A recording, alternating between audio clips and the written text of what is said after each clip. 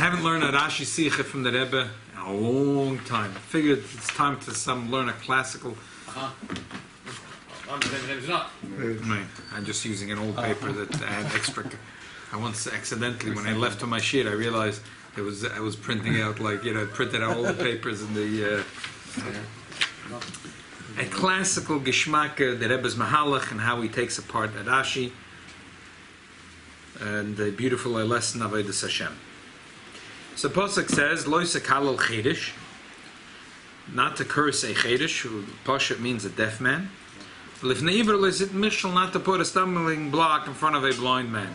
Be'ereisam lokecha ani Hashem. Rashi says, "Lo sekalal chedesh, ainli elo chedesh." For the Pasuk would sing, you're not allowed to curse a deaf man. How do you know it's also to curse any other Jew? Because it says, Nosib Amcha Loi Toer, Kain Lomanam Chedesh. Why does the Torah say Chedesh? Ma Chedesh Miyuchot Shubachayim, of course Shubachayim, Yotzamei Shein Bachayim. That the Yisur of Klol is only someone that's alive. But if he's not alive, it doesn't apply. Okay. So, what does that mean? Rashi says, again, just like Chedesh, Rashi says a special pshat. Lifnei suma bedover lo titel le'etzish eino heganos lo. Don't give a person who's blind on this subject an idea that's not good for him. Al toimer, don't tell him mecher satcha, sell your field, v'kach lecha chamer and buy a donkey, v'ata oikef alav aloit l'menu, and then you go around and you get it from him, because you want really the field, so you tell him to sell it. He goes and he sells it to someone, and you go buy from that person, and that's how you trick him. Don't do that. Rashi says, no one knows if he had the good or bad intention. He could say, I meant good. Therefore it says in the pasuk, you should fear Hashem. The Eibishter knows your thoughts. Anything which is in the heart of a person that no one could tell the truth, the pasuk says you should fear God. A person will say, no one knows my intentions. I'm going to go along and say I had pure intentions. But the Rebbe says, God knows your intentions, so you can't fool him. Okay, that's what Rashi says. Let's go quickly to the Torah's Koyanim, which is really the source of Rashi, seemingly. It says, Lo techal chedesh, ein lo chedesh, v'nayin l'rabbis kol odin, tamalam v'nosam ch'loi Torah. It says, you're not allowed to curse any Jew. Kein lomanam chedesh, ma chedesh miyuchot shubachayim, yasamei shein b'chayim. It has to be someone who's alive. Same. This is where Rashi takes it from. L'fnei lo sit michshel, seemingly. L'fnei lo sit michshel, says the Torah's Koyanim, l'fnei summa bedover. And Iva doesn't mean a blind man. It means a person that's unaware of this issue. Bava Marlach, Basish Plani Mahila Cham Yankel's daughter, can I make a shidduch with that guy, with that kohen in the shul? I'll tell her like Shada. Don't tell him, oh great, good job. You be the shatchen. V'yein el psula, she's puzzled. And that's the way the Gemara really learns it. And commonly, and it's learned as one of the Tayag mitzvahs, that Iver doesn't mean a blind man, it means Iver bedover, that if a person is a Nazir, you shouldn't give him a kois yain, you shouldn't give him a cup of wine. And then the Torah's Kohanim continues, he asks you for advice. Don't give him bad advice. Don't tell him, it's a good idea, there's some good business out, go out early in the morning. And really what's going to happen is bandits are going to attack him. Say Batzarayim, the afternoon there's some good deal going on outside. And really it's hot. Bishvil sheyishtarvev. I'm sorry, sheyishtorev. He gets scorched by the heat. Sell your field and buy a donkey. If you're going to say I'm giving him a good eitzah, it's in the heart. Seemingly Rashi and the Torah's Kohanim are saying the same thing. As I said, classical Rashi sich, where the Rebbe takes it apart. But here, you don't have to guess much to see what's going on. Ibn Ezra, for example, says, deaf man means deaf, blind man means blind. Deaf means he can't hear, blind means he can't see. Why does Rashi have to say such?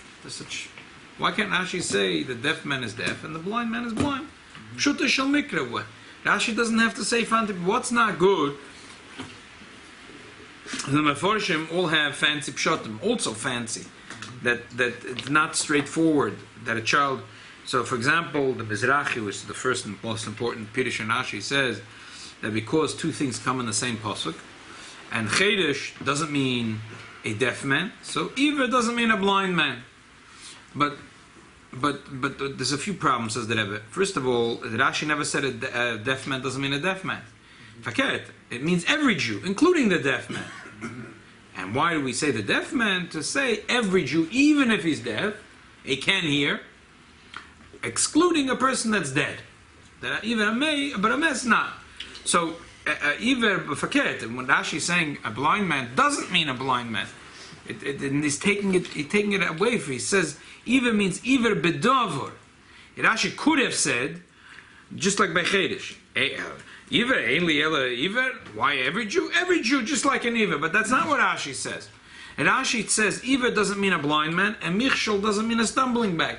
In a way, Rashi is worse than the Gemara. The Gemara says Iver doesn't mean a blind man; it means an oblivious man. He doesn't and you're giving him aveda. But Michshol means a stumbling block. You're giving him a cup of wine. This is a stumbling block, the cup of wine. Eitza she'eino hegenes is speaking. It's not a stumbling block. So Rashi usually claims to be pshuta shel mikra, and this is nothing pashut. Iver doesn't mean a blind man, and Michshol doesn't mean a stumbling block. Michshol means you're giving him verbally advice that's no good, and Iver means he's oblivious. But why would Rashi just not say pshuta shel mikra? The Guraria, which is the Maral Prague, also has a pshat. He says Yereisa Melekecha. Because the pasuk says Yereisa Melekecha, and Rashi says there has to be some. If a person is blind, a blind man's walking with a stick, and a person goes and puts a soda can by his feet, that you don't need a genius, the Rabbanu Shalom, to realize that he's doing the wrong thing. Because it says Yereisa Melekecha, then that's where Rashi realized that it couldn't be. We're talking about a blind man, and couldn't be talking about a stumbling block. But again, then Rashi should say that. We know Rashi proves himself. So then Rashi writes as a separate Dibra Mascha, a new thing. Rashi should have said,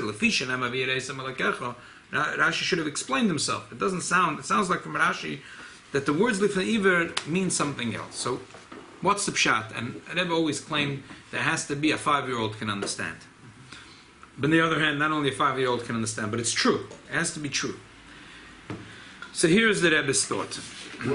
What would be the difference? What would be the difference? Yeah, No, but first the difference of pshat. Why does Rashi have to say that Chedesh doesn't? Why can't Chedesh mean a deaf man and even mean a blind man and Michshol mean a piece of rock? What would be the problem of cursing a deaf person? I know morally, but what would be the problem? What would be the problem? Yeah, I know it's not a good thing to do, but what would be the problem? Well, the Torah says it's a problem, Yeah. and the Rashi doesn't say it's not a problem. Rashi just saying that don't tell me it's only a person who's deaf; it's everyone. If Rashi would say no, it can't be a deaf man. It can't be a problem. It has to be. That's not what Rashi says. Rashi it means the deaf man plus everyone else. Why can't Rashi say it means the deaf means deaf, blind means blind, Michshol means Michshol, and that's it. So the Rebbe says like this: there's a klal in the Gemara, but even though it's a klal in the Gemara, a child can also sometimes understand something that's straightforward and logical. There's a klal in the Gemara. We find it in several places in Shas. The Gemara says, "Oh, why does the pasuk tell me this? I know this already." The Gemara says, "Lavar lo b'shnei lavin." You should know that this you over and two lavin. You're not allowed to curse any Jew. Why can't you curse a ger? Lavar lo b'shnei lavin. You should extra lav you over when you curse the ger. So, the Gemara a lot of times says. So the Gemara sometimes has a long back and forth, and the Gemara says, "What's the big deal? Why are you going with your head in the wall? Just say lavar lo b'shnei lavin." The Gemara says, "Why do we need an extra pasuk for this?" Oh, back and forth, the whole page. The Gemara says, "Why are we just say the Torah says an extra thing, lavar lo b'shnei lavin." So the Gemara says, for example, in Pesachim Daf Chavdal, the Gemara says, "No, that's a last resort. That's a last resort. If we have no choice, we have no pshat. What's the pasuk coming to tell us?" So we say, lavar lo b'shnei lavin. That's not what we want to say to begin with. It doesn't make sense. the Seichel Yosha says that if there's a new pasuk, it's a special chidush. If I have no choice, I say, oh, it's a special thing. We want that if you curse a Jew, you get one punishment. Again, extra lav. But otherwise we don't want to say that. Otherwise we don't want to say it. Like here the Gemara says here, Kol heichad ikal midrash darshin v'loy mukminam b'lav yisaydi. If I could find a chidush, I want to say a chidush. I don't want to say that there's extra lavin, because it doesn't make sense. That's the Gemara in Chavdalad and Psachim. A child understands this. It doesn't. It's just straight logic. Even though Rashi several times, for example, in these few weeks parshas, it says Eish Tamud Tukad al Medbeach Loy Tichbe. So Rashi, it's already we heard the previous pasuk says that. Lavro b'shnei lavin. It says Loy Tamuas nafsheseichem. So again, Rashi, where we already know this, the non-kosher foods. Lavro b'shnei lavim. Some foods you over 4 lavim, 5 lavim, 6 lavim. It says of a kutzrechem es ksir artzachem. It's twice in this week's parsha and the next week's parsha. Rashi says why? Lavro b'shnei lavim. Following parsha Bahar, it says neshech v'tarbis, which means both taking along with interest. Why twice? Lavro b'shnei lavim. But otherwise, a child understands that it doesn't make sense. Why would the Torah say something twice? Why would the Torah say something twice? It's the same thing with the chedesh. Rashi could have said it's also to curse any Jew, but a chedesh, shnei lavim. But the Torah doesn't make it. Why would you say that? You don't say that. It doesn't make sense. So therefore, same thing here. What's the Torah saying? You're saying don't put a stumbling block in front of a blind man. 1 second. A child knows. We learned parshas mishpatim. If he's a child, he started learning cheder. If he's already a little older, he's learning already Elam Metzias. He's learning Baba Kama, Baba Metzia, Baba Basa, the fundamentals. Those are learning now Rambam, 3 Prokim. There is, you pay damages. If you damage a Jew, you pay damages. So if you learn the lomdas and yeshivas, there's one of the sharpest sheds in the tool, the Riper law. He wrote a sefer. It's a pilpul. How do we know it's also to go damage? Maybe you only have to pay. Maybe you have to pay if you damage someone. But maybe it's mutter to do. You know the story. The person came to Bezin. Reuven slapped Shimon. So they said, Reuven, you got to pay $50. So he takes out $100 bill. And he says, you got change? He said, no, guys, you give him a second slap. You know what? Just keep the whole $100. It's also to do. In Lomdas, you can ask, if the Torah tells a whole parshas mishpatim, where the Torah says, Ki yiftach ishbor, ki yichri ishbor, v'lo yechasana, v'nof l'shana, b'al asher yishalom. If the Torah says you got to pay for damages, right? Obviously, you're not supposed to damage another Jew. So, now, when the pasuk says that a blind man, you shouldn't damage him. In fact, the child asks, I know already. You're not allowed to damage any Jew. You can't hurt any Jew. You're not allowed to put a fire in his field. You're not allowed to break his windows. You're not allowed to throw a rock into his field. You're not allowed to let your animals walk into his property and ruin his property. There is shor, bor, hamava, hever. We know. A child knows. He learned parshas mishpatim.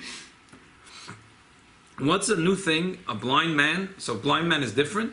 So you could say, yeah, because a blind man is like a gay, because he's more vulnerable, the Torah wanted to. You could say that, but we don't want to say that. We rather say that the Torah is coming to say a chidush. If you had no choice, you find no chidush, you say, yeah, that the Torah said an extra law for Iver. But if you could find a chidush, we want to find a chidush. And that's exactly what Rashi says. That Iver doesn't have to mean a blind man. And a michshel doesn't have to mean a fire or a stick or a rock. Iver could mean he's oblivious. Iver bedover, he's oblivious about this. And what does it mean, michshel? A bad advice.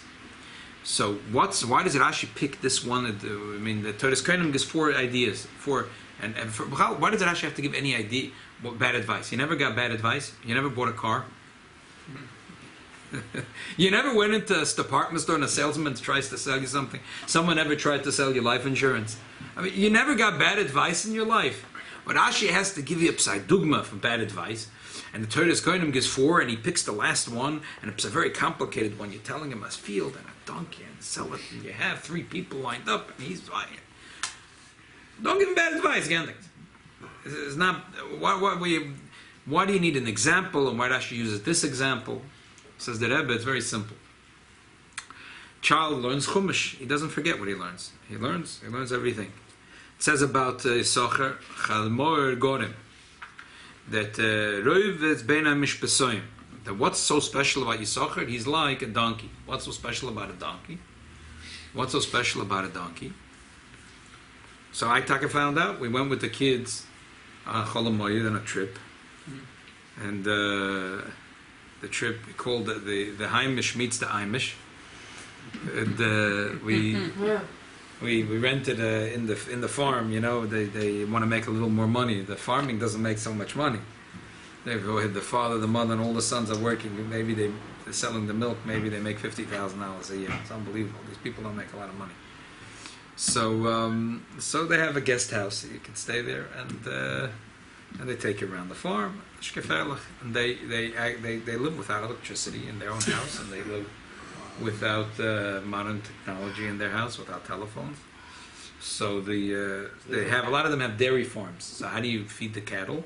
So they plant corn and soy and barley, but they don't. They travel without a car. They have a horse and buggy, and then they have the milk cows, and they have to work on the field. So they have donkeys. So the kids asked, why donkeys? Why not horses?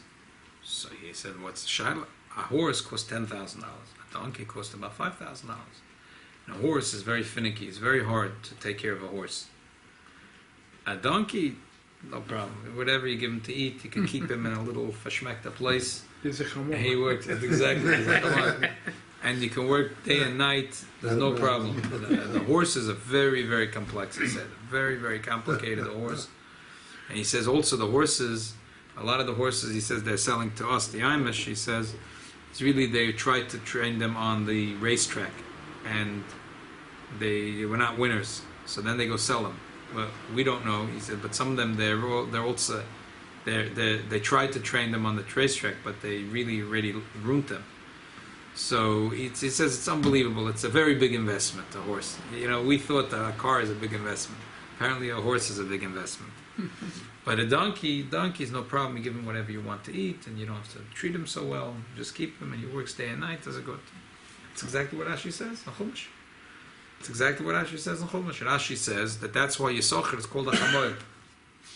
He's learning Torah day and night. You don't have to give him a fancy car. You don't have to give him fancy food. He learns Torah Yom V'Layla like the Chamer Mahalach B'Yom V'Layla Ve'in Lalina V'Bayis K'Sheroitz L'Nuach Revitz Bein Avtchumim B'Tchumei Yoresh Shomer L'Shem Pragmatia. That's it. That's why Yisachar is called a Chamer, not in a negative way, in a positive way. Usually when we say in Hebrew a person's a Chamer, it's not a compliment. But here it's a compliment. You see, Yisachar, he's not finicky, he's not like a horse, you gotta take care of him, this and that. He works day and night, you don't have to give him best food, and he's happy. Okay. So, if a child knows this, Rashi could say, if a person came and asked you advice, I have a field. Field is not an easy. Being a farmer, there is someone in Beis Menachem Mendel who claims to be a farmer. I mean, he has a farm, and but that's not where he's making his money. That's where he's losing his money. But be it as it may, he has a farm, and so he says that he shows me everything. He says this egg. He says an egg. He's buying a dozen egg for $1.49. You crazy? He says $1.49 a chicken, $1.99 a pound. Are you crazy? He says eggplant. You're paying 79 cents a pound. He says it costs the farmer double that to raise the chicken, and to take care of the eggs, and he has eggplants. In the summer he gives me a ton of eggplants. He says it costs triple that or double that for a farmer. He says because the only thing is that the U.S. government gives a subsidy to the farmers, unbelievable subsidy. He has a farm because he wants the subsidies. The money he doesn't make on the farm. The money he makes on the subsidy. But the government gives him. Yeah. The only money he makes on his farm is the check he gets from the government as a subsidy because he's a farmer. Otherwise, he's not making any money. If he has his turkeys. If he could sell a turkey for $200, $200, he's making a couple of dollars. That's it. He's not making much money. So a farm is very. I tell you, we went with the kids. We saw the 5 in the morning. These guys are working. It's unbelievable how hard it is to work on a farm. It's mamish back-breaking labor. A chamoyer. So if a person comes along and asks you an eitzah, I have a field, but I could sell the field. I could buy a fleet of donkeys, and I can open up the donkey Uber of Pumpadissa, of Baghdad, of Bavel, of Surah. So is it a good idea or a bad idea? Who says it's a bad idea? It might be a good idea. How do we know it's a bad idea? This guy gave him idea to sell his field, to buy a couple of donkeys, to open up a donkey taxi. It turns out the guy who gives the idea later buys it from the middleman. So it turns out, objectively, it might be a good idea to sometimes trade in your farm and open up a taxi service. That might not be a terrible thing. Taxi service is an easier business to run than running a farm. Not to say, these Amish people, father, mother, and there's 7 boys, and they're bringing in $50,000 a year. Back-breaking labor, they're working from 5 in the morning. A guy comes to Brooklyn, puts up a little Uber sign on his car, he's making $80,000 a year. So you're telling me that it's a terrible idea to sell the farm and to become a taxi driver? No, it's just that in this case, this person gave a bad advice, Vahoraya, because he went and bought this field. Why didn't he go in with his money and buy a donkey? Elamai, it must be because sometimes the field real estate has a certain value, there's a certain stability, a person who's traveling here and there is never home, farmer has the mila, his house, he builds his house in front of the farm, and back is the farm. There's a certain mile in farm. But sometimes there's a mile and a chamoyer. It's just that you see that the person gave the advice, didn't have his interest, he had his own best interest at heart. That's what Rashi is saying. To say that you're not allowed to damage another Jew, that we learn to parshas mishpatim, that you're not allowed to damage another Jew. You're not allowed to damage another Jew in any way. Obviously, you're not allowed to put a stumbling block under his feet. And if he's blind, you're not allowed to do that. Even if he is not blind, you're not allowed to do that. And if he fell, you have to pay his damages. If you give the wrong information to another Jew, isn't that like you're hurting them? That's obvious, says Rashi. Here, I'm going to tell you a chidush. You gave him advice that objectively might be very good, but it was not good because you had your interest at heart, not his interest at heart. V'horaya, you went later and you bought the field, and that's what the Torah is saying. That's what the Torah is saying. V'yoreisa malakecha ani Hashem. Because the person said, "What do you mean? I gave him very good financial advice." So he said, "But the Rebbeinu Shalom knows." That's why Rashi is very different than Torah's Kainim. Torah's Kainim is saying about a person who's giving bad advice. Rashi is talking about a person who's giving good advice, but he has nefarious intentions. The person who's giving advice has his own self-interest first. That's why Rashi, it says it a little differently. Rashi only says one example. This is the one and only. First of all, Rashi needs to give an example. It's a chidush davar. We're not talking about damaging someone, and not talking about giving bad advice. According to Rashi, that's all in parshas mishpatim. Damaging, giving bad advice, that's in parshas mishpatim. Over here is giving good advice, but you have bad intentions. So for this, and that's why he says, "V'chein do kol davar amosor leliboy shel adam, ve'ein shor brias makirim boy." It's in the heart. No one knows. That's why it says B'yirei. The Torah's Kainim gives examples of bad advice. He's telling him go out early in the morning, and he knows there's bandits outside. I mean, he's giving him nasty, bad advice. And then the Shema Toima Eitz Toiva. You're going to lie. You're going to say it's a Toiva. The Rebbeinu Shalom knows it's a Eitz Ra. You're saying it's Eitz Toiva. Everyone knows it's an Eitz Ra. Rashi doesn't say that. Rashi says that no. V'yochel lishomet v'loimer letoiva niskavanti. It's a different thing, and that's the chidush of Rashi. So Mamela, this answers all the questions that we had in Rashi. Again, why couldn't Rashi say that the blind man means blind and the stumbling block is a stumbling block?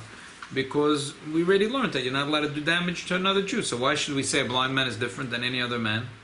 So if you had no choice, you would say the Torah wants you over two lavin. But Rashi says better we could say no, that we're talking about a person, a chidush, that a person is giving his friend good advice. But he has, we know that his intentions are not pure, because, figure it out, because he went and later bought the field. But objectively speaking, this might be good advice. But the Eibishter, he could say, he's going to say, l'toiv niskavanti. Well, we know l'rod niskavanta. And that's what the Torah is telling us not allowed to do. Because it's not pshat else. It's not pshuta shemikra really. No, she's learning it as pshuta shemikra. Right, but it's not. I'm saying it doesn't sound like pshuta shemikra.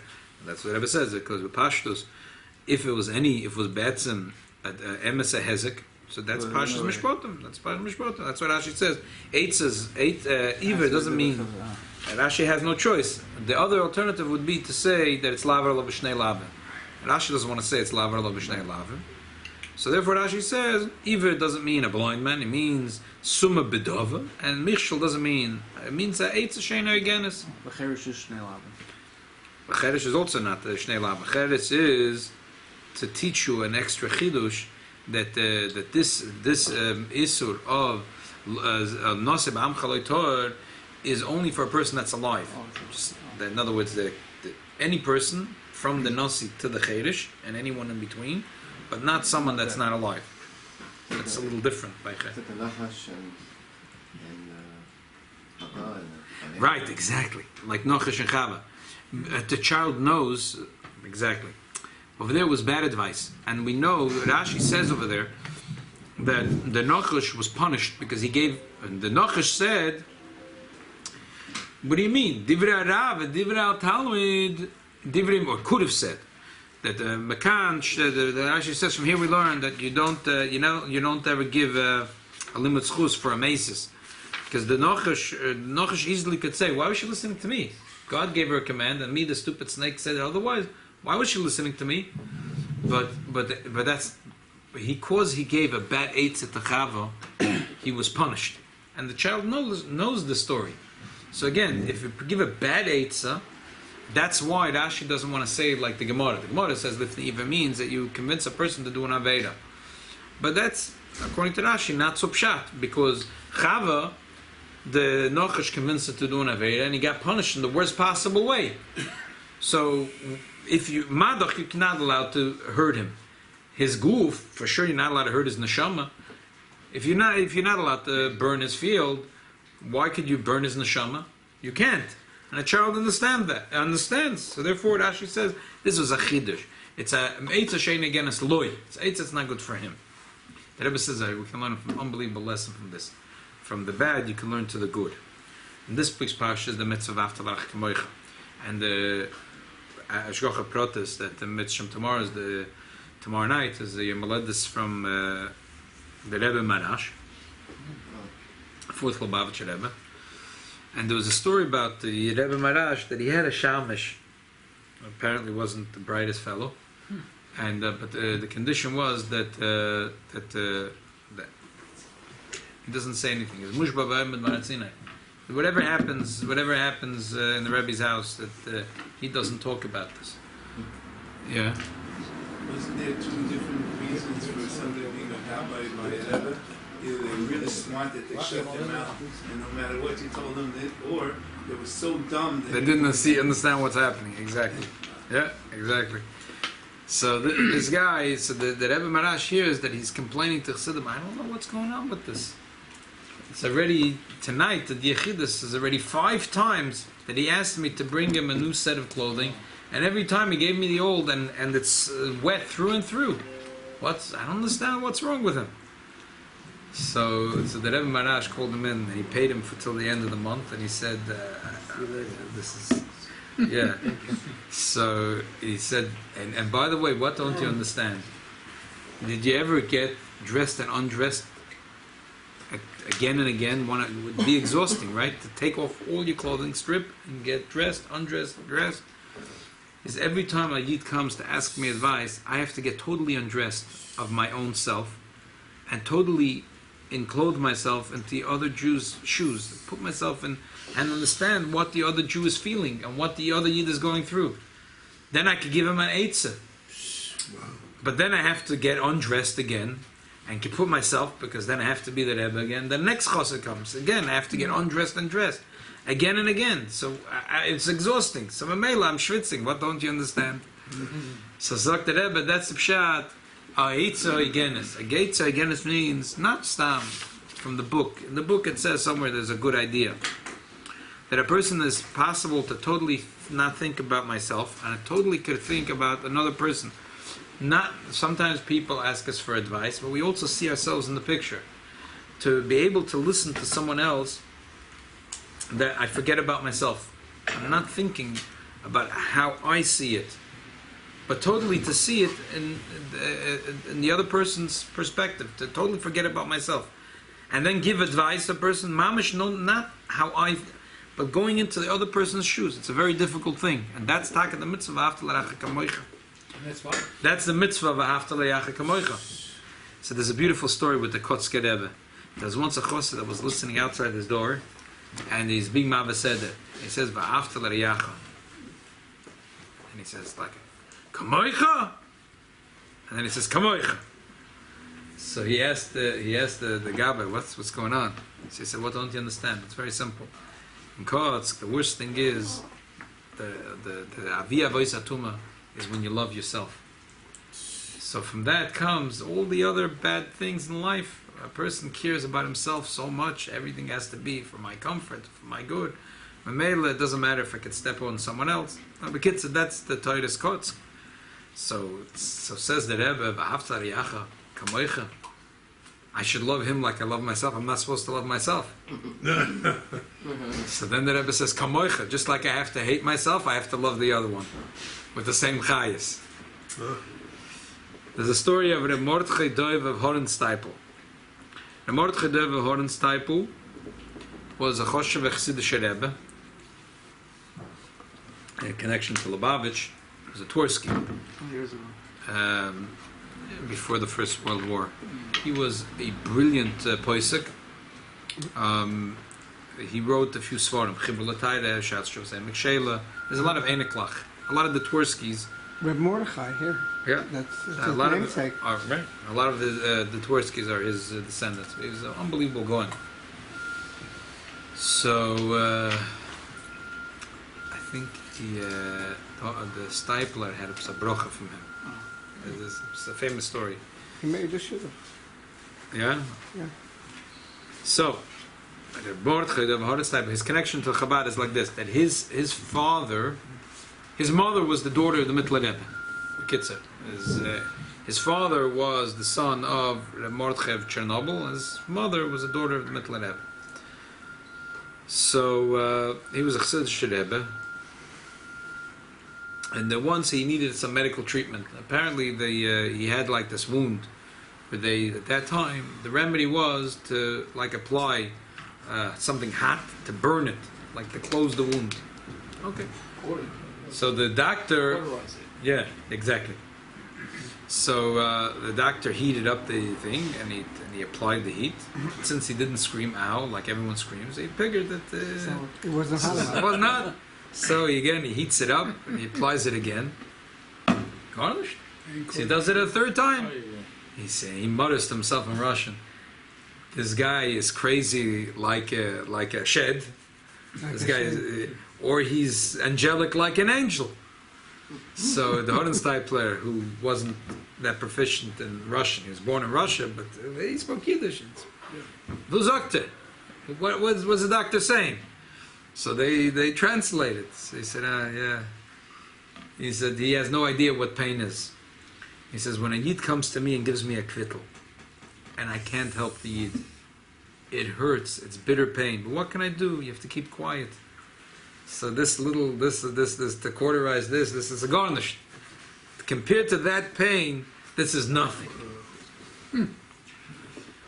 So that's a pshat. That you give a person an eitz hoigenes is that I don't feel myself, and I feel only what's going on by other Yid. That's a pshat of after l'recha kamoicha. So just to finish off, the story with the Kedoshim. The Kedoshim, it was, the Kedoshim, a lot of Chassidim. So he was a Talmud of the Kotzker Bemis. Koska passed away. We had Machshava really to go to Tzemach Tzedek. Chassidim didn't let him. He said, you have to be a Rebbe for us. So he had a very large amount of Chassidim, and Shtetzach, when he came, people were coming to hear his advice. There was a huge oilam, and there was a gabbai. There was some dispute about the line and who was first and who was next. And Bekitza, there was someone that thought that he deserved to go in, and he didn't. And the gabbai chapped a frask, and he was insulted. It hurt. It was in public. So he went into the Rebbe, the Kedoshim, and he said that he's hurt.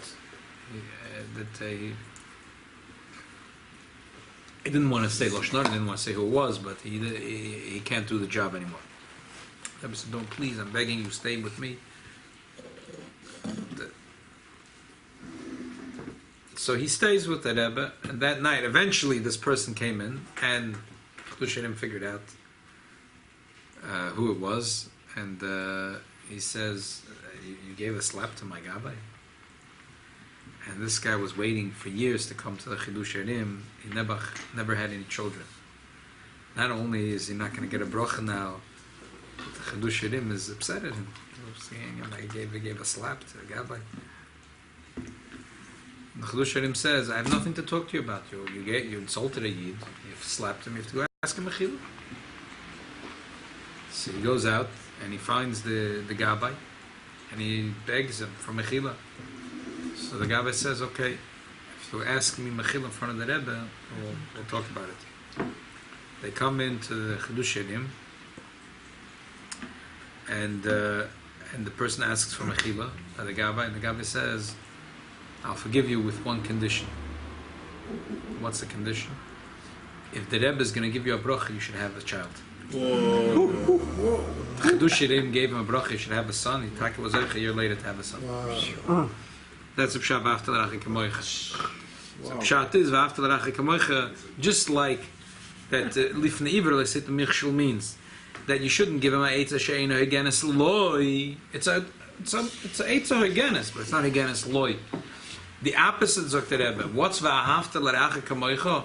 That you give a eitza that's higenes loy.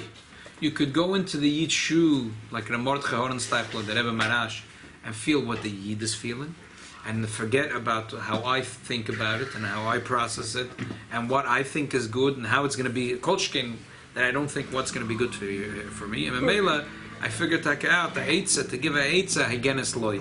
The Eibush is a helpful taka that we should always be able to find a Eitzah Higenes for another Yid. We should always be able to feel another Yid like the Rebbe Marash felt another Yid. And Memela, Chazal say, the Avas Chinam is this was to have the Gula Shleima Mashiach Tzidkenu. Amen. Amen.